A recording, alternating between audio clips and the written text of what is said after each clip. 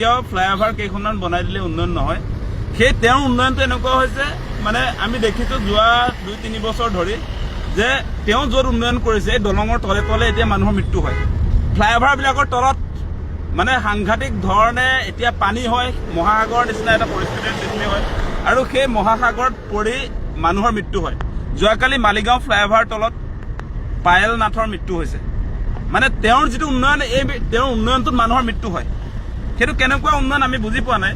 যে উন্নয়ন বুলি ক'লে আমি আচলতে বহনক্ষম উন্নয়নৰ কথা কওঁ যে ফ্লাইঅভাৰ বনাইছে বনাওক, কিন্তু তাৰ তলতো মানুহে অহা যোৱা কৰাৰ ব্যৱস্থাটো পাব লাগিব, উপযুক্ত ড্ৰেইন লাগিব।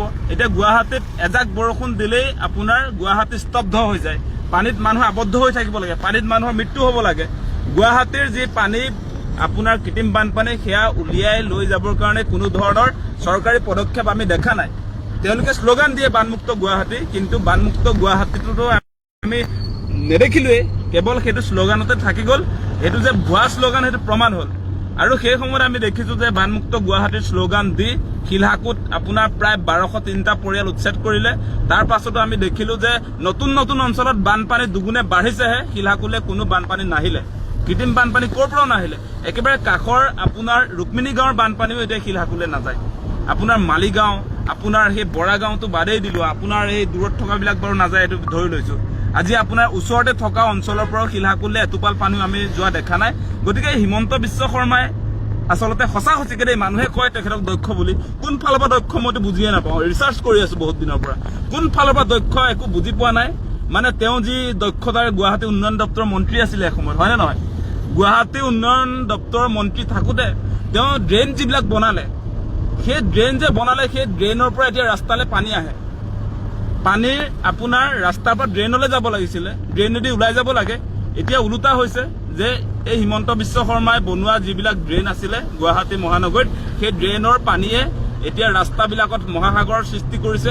গতিকে এইজন মানুহ দক্ষ আপোনালোকৰ সন্মুখত, আপোনালোকে সদায় চুমা খাই থাকক মামা মামা বুলি, কিন্তু অসম যে জহন নামে গৈছে আপোনালোকে নিশ্চয় দেখা পাব লাহে লাহে। সেই মানুহজনক বহুতে মানে দক্ষ বুলি যে আপোনালোকে একদম ফুলাই পেলালে, মানুহজনক যে একদম চেলিব্ৰিটি বনাই আছে আপোনালোকে, পস্তাব লাগিব। আমি লাহে লাহে পস্তাই আছো। গুৱাহাটীত কালি মৃত্যু হৈছে এগৰাকী পায়েল নাথৰ, আৰু কেইগৰাকী পায়েল নাথ মৰিব লাগিব আপোনালোকে চাই থাকক। সেই দিন সমাগত। আজি কোনো কাৰণতে বিজেপিৰ দিনত অসমৰ মানুহ নিৰাপত্তাত নাই, নিৰাপত্তাহীনতাত আমি ভুগিবলগীয়া হৈছে। এই মানুহজনে অসমখন বিক্ৰী কৰিব, সঁচাই কৈছো। এতিয়া দলংবিলাকো কমিশ্যনৰ স্বাৰ্থতহে বনালে, বেলেগ কথা নাইতো ইয়াত। কমিশ্যন মুঠতে য'ত দলং নালাগে তাতো দলং বনালে, মানে সেইটো কমিশ্যন। বহুত পাৰ্চেণ্টেজৰ অংক আছে, ঘৈণীয়েকৰ নামতো কিবা কিবি বোলে এইবিলাক। গতিকে এই কথা বতৰাবিলাক আমি মানে বেছিয়ে কৈ থাকিলে আপোনালোকে বেয়া পায়, কিন্তু সঁচা কথাটো এইখিনিয়ে হয়। কোনো কাৰণতে আচলতে গুৱাহাটীক এনেকৈ হিমন্ত বিশ্ব শৰ্মাৰ নেতৃত্বত আমি আচলতে বচাব নোৱাৰো। গুৱাহাটীক আচলতে প্লেন চিটি হিচাপেতো এতিয়ালৈকে কোনেও নকৰিলে। মানে গুৱাহাটীখনক কেনেকৈ সজাব লাগে কোনো পৰিকল্পনা নাই। পৰিকল্পনাবিহীন গুৱাহাটী বনোৱাৰ কাৰণে আমি এতিয়া ফচিবলগীয়া হৈছে।